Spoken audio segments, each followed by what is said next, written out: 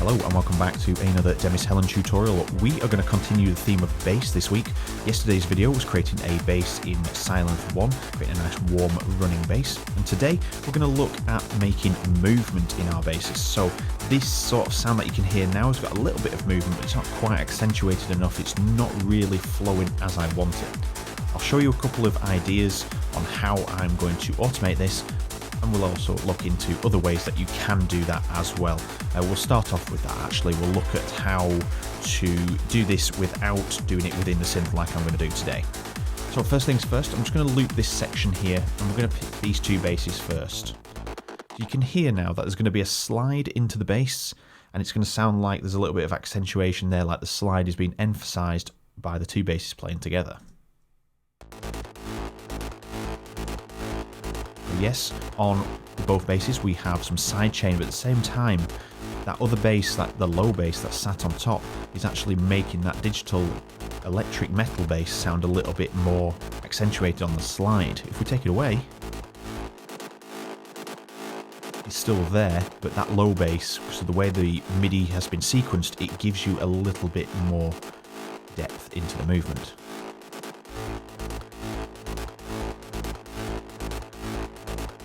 Like I said, that's partly because of the way it's sequenced and the fact that it's got some side chain on there as well. But what we're going to do is create some movement in Rapid today. We're going to use the sequence feature and we're going to automate some parameters. If you do not have a synth that has a sequencer built in, you can use the LFO and fine tune it. It's not going to be as precise, but you could use it. Or you could simply just go into your DAW and create some automation lanes and create some points and actually do it that way, but you just have to make sure that everything is copied across the entire project if you're wanting to maintain that movement all the way through. But we're going to look at doing it with a sequence today. It's much easier to get the whole thing working in sync, and then you don't have that hassle of having to copy and paste all your automation lanes across.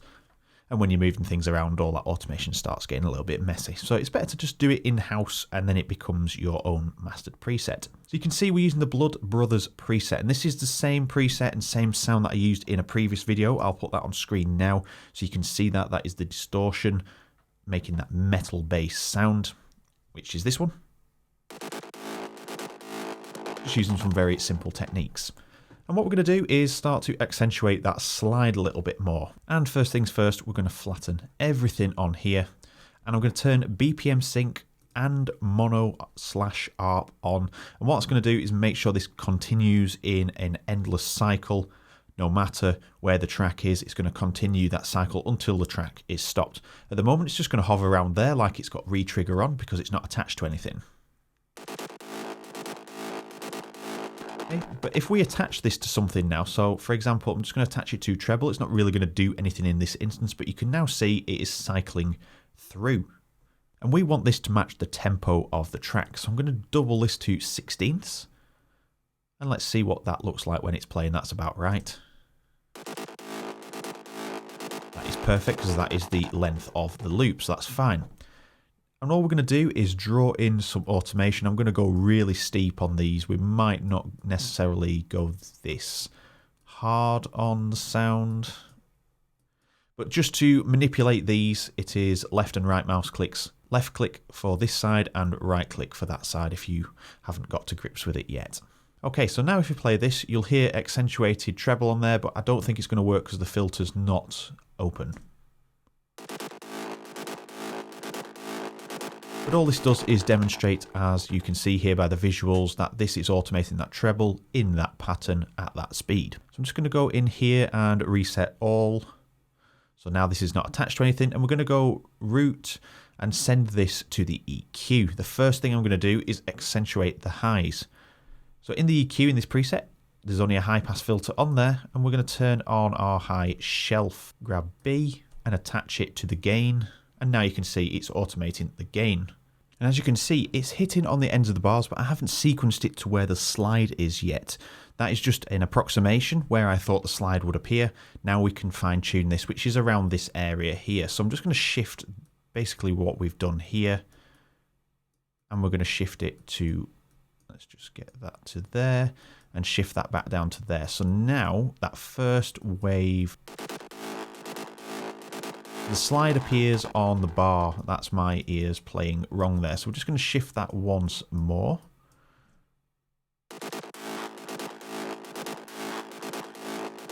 And once more, we're just going to shift it. It's just missing the mark there on that one, and that should do it there. So now we can hear the difference by adding a high shelf there.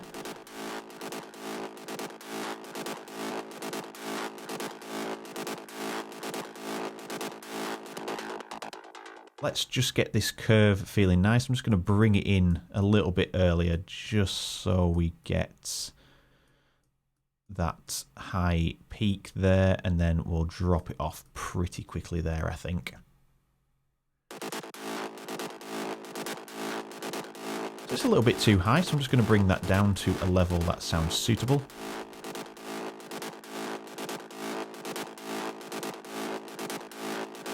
You can simply just reduce the range as well if you needed to. Okay, so now we're going to copy the same thing to roughly this area here. I'm just going to listen to this again. Okay, so it's about here again. I like the sound of the slide, so let's just try that again. You can hear it's coming in a bit there. Let's just accentuate that.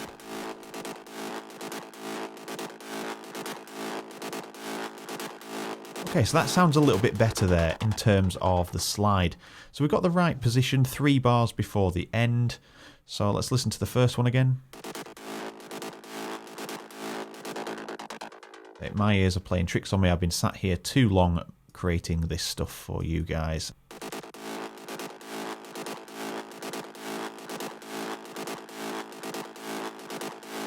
Okay, so they now sound the same, and we don't want that. We want the movement to seem to like a little bit higher, a little bit lower, a little bit higher, a little bit lower. So the first one is going to be lower, and we'll just drop that to about there, and the peak will only reach about that high.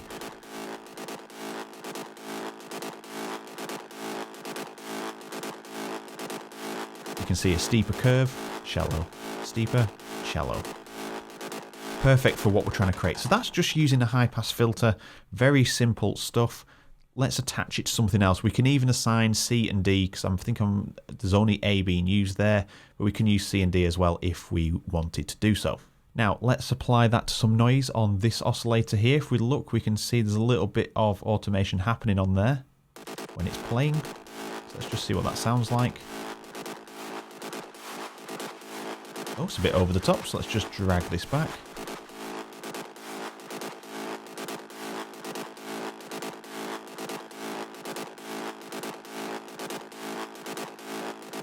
There's just a little bit of a slide in the noise as well. So let's have a listen to that in context.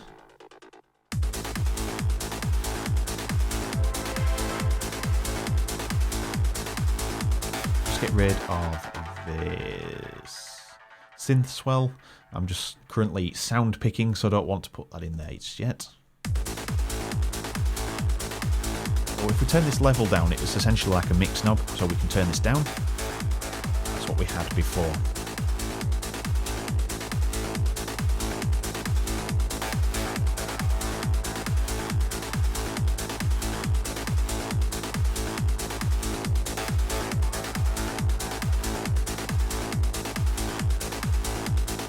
So you can see it's starting to add clarity to that bass sound. It sounds very muffled, and before it did sound okay to the untrained ear, but you could tell that if we just increase the EQ, it's not really going to do too much. So let's add some movement in, and that is obviously adding some extra detail because we're increasing that with a high shelf, so all the high frequencies are temporarily kicking through and then disappearing again, and it's all in that gap where the slide happens, so it works really effectively. Other ways that we can make movement as well, so you don't just have to automate things. We can open and close filters, we can increase and decrease resonance, increase envelope filters and things like that, and key following, high shelves, low shelves, you name it, you can edit that parameter using the sequencer.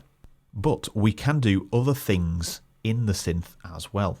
We can go down here and we can use a range of features like phasers and flangers and chorus, shapers, distortion, even tonal delay, stuff like that.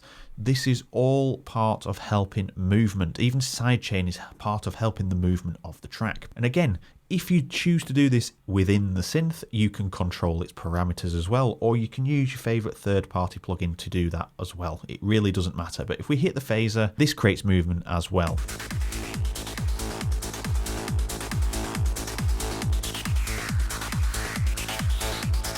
And what we can do is we can mix a little bit of that in. We don't want this bass to be the focus of the phasing effect. We've already got a high bass that's really kind of making that little bit of movement in the top end. The phaser, we can add it in a little bit so it's just influencing the sound, or we can even automate some of the parameters using this sequence here. Absolutely no problem at all. Again, we could use this like a gate. So let's pick that. And we'll assign it to the mix. We'll put mono off on like we did before. And now we've got this movement just using like a gated effect. And that's just using the presets that comes standard with the sequencer. Let's turn that off. Okay, so we've got a bit more movement now. We've got something else added into the mix. If we wanted to use that, we can do that with flanging, we can do that with tonal delay. There's so many different things that you can experiment with, and that's where your preset design is going to become your own. Okay, so in the terms of movement, that is pretty much it of how to move your basses. You can attach that to the equalizer like I've just done there. You can see the automation. We can attach it to the filter. So this one has a treble feature, so we could increase the treble as well. We can even attach it to other things, even a bit crusher, for example, or some overdrive, and we can make it really kick through even more. Let's just do that with the overdrive there. You can hear how that crushes the sound. There's a lot of overdrive on this already, like we need any more, but let's just go for that and see what that sounds like. Get a more gritty texture. Sounds very metallic, sounds quite nice. We can turn the mix down. And for one last time, we'll turn this level down so you can hear the difference.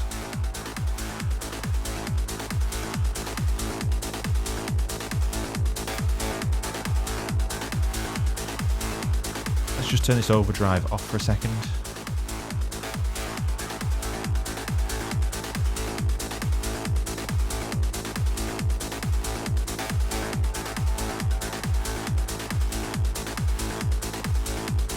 This technique has increased its presence, it's increased its texture, its movement, everything has been manipulated that little bit. It hasn't changed the fundamental of the sound, it's still the same sound, we're just accentuating certain parts.